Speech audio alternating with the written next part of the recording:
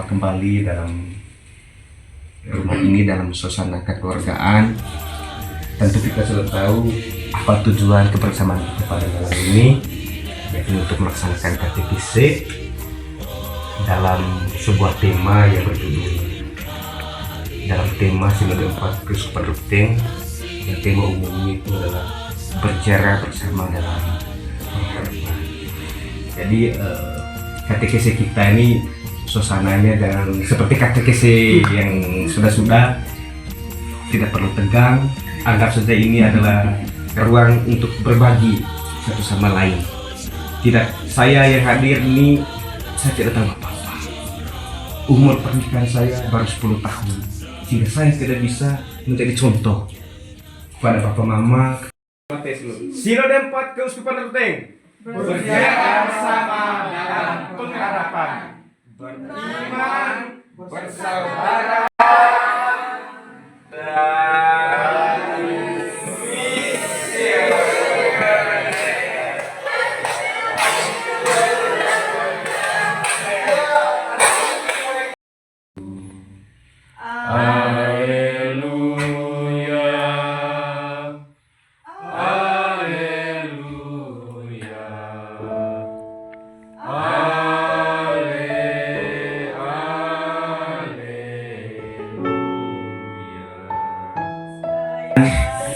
kita dapat mendengarnya dengan baik.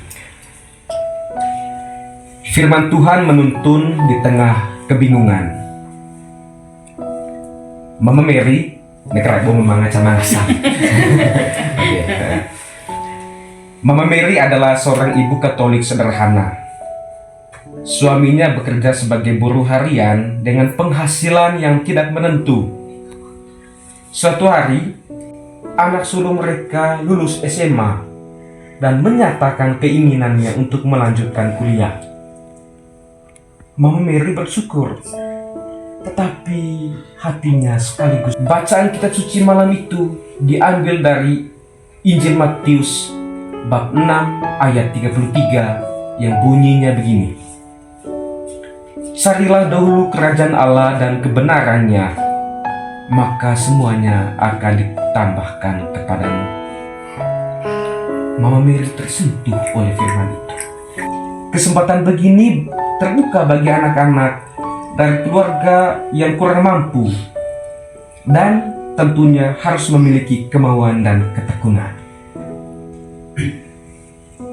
Informasi ini sederhana, tetapi bagi Mama Mary seperti terang kecil di tengah malam panjang kebingungan dan kecemasan selama ini. Namun, Mama Mary tetap melangkah, dan pada akhirnya anaknya mendaftar dan diterima sebagai mahasiswa STIPA Santo Sirius Ruteng melalui jalur KIPK. Mama Mary dalam pelayanan KBG. Bisa saja juga yang kedua. Ya, bisa boleh. Coba yang kedua. Yang kedua tadi, apa firman Tuhan yang menggerakkan hatinya Mama Mary tadi itu? Tadi firman Tuhan, carilah kebenaran, saya lupa lagi belakangnya. Iya. Nah, titik-titik saya lupa belakangnya itu. Yang ketiga, Carilah dahulu kerajaan Allah. Iya. Maka akan ditambahkan. Dengan yang ketiga itu apa tadi? Lupa. Yang ketiga, apa peran komunitas KBG dalam dalam menyelesaikan kebingungannya tadi? Itu tadi kutipnya di situ ada mahasiswa yang memberi katekese seperti ini, itu yang mengubah dia tadi penjelasan untuk pembiayaan. Dia kan memikirkan pembiayaan anaknya.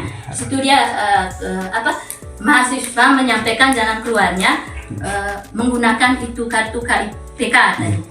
Mungkin itu jawaban saya. Yang keempat saya ini belum saja. Oh ya, tidak semestinya budget 4-nya. Bisa satu, bisa ya gitu. Oke, boleh kita berikan tepuk tangan.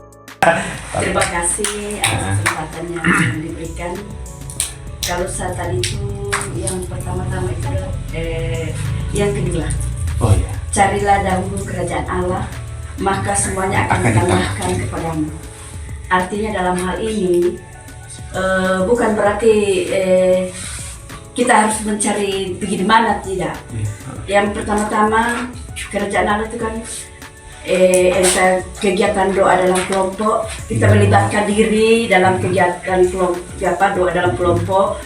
Kemudian hari Minggu, karena memang sudah dalam 10 perintah Allah itu bahwa kuduskanlah hari Tuhan. Artinya hari Minggu kalau kita mencari kerajaan Allah, hari Minggu itu yang lain-lainnya itu kita tinggalkan dulu, kita ke gereja dulu. Karena kemungkinan juga soal pengalaman yang mirip juga saya alami dengan Mama Mary itu. Ya, kita semua tahu anak banyak saya. Pendapatan saya juga hanya guru pertama tuh guru honor saja.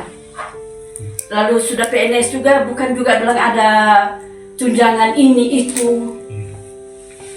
Hanya gaji benaran saja yang 2 jutaan lebih.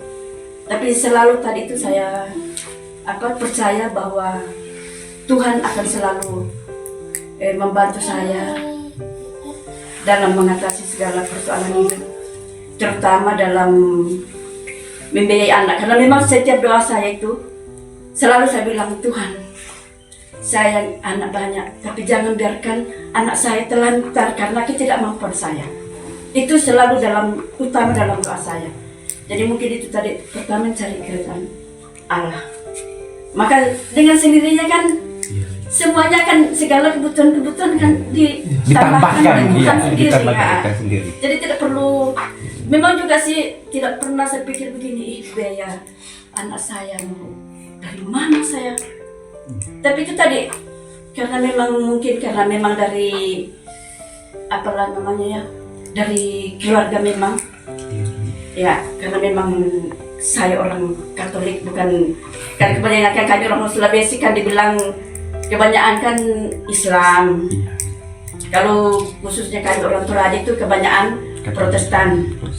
Tapi saya memang dilahirkan dalam Katolik, bertumbuh dan berkembang dalam Katolik, sehingga kepercayaan saya kepada Tuhan bahwa Tuhan akan selalu memenuhi kebutuhan hidup saya itu. Tuhan selalu membantu di dalam menyelesaikan persoalan hidup. Jadi itu saya kira itu yang carilah dulu kerajaan Allah. Maka semuanya akan ditambahkan kepadamu. Terima kasih, tepuk tangan boleh kita. Waktu yang bagus begini, kita bersama berkumpul di sini untuk membagi sharing pengalaman lewat pembawa materi. Terima kasih Pak atas kehadirannya, sehingga memberi kami peluang untuk membuka pikiran, saling membuka pikiran. Saya tersentuh sekali dengan bacaan tadi, yang setelah saya mendengar bacaan tadi, saya menanggapi pada poin yang keempat, pengalaman hidup kami dalam keluarga ini. Itu mungkin dipandang dari luar, orang tidak tahu, tapi di dalam keluarga ini kami merasakan pahitnya hidup. Mungkin mirip-mirip dengan apa yang Ibu jawab tadi. Pengalaman kami, beberapa hal yang kami rasakan dari keluarga ini, sakit ataupun pengalaman hidup yang lain, kebutuhan. Itu yang kesimpulan saya lewat bacaan tadi, itu Tuhan itu kita intinya tidak boleh jauh dengan Tuhan, karena tanpa Tuhan kita tidak bisa berbuat apa-apa. Segala keluhan kita umat manusia, Tuhan tidak akan menutup mata, pasti Dia akan mendengarkan dan menjawab segala kebutuhan kita.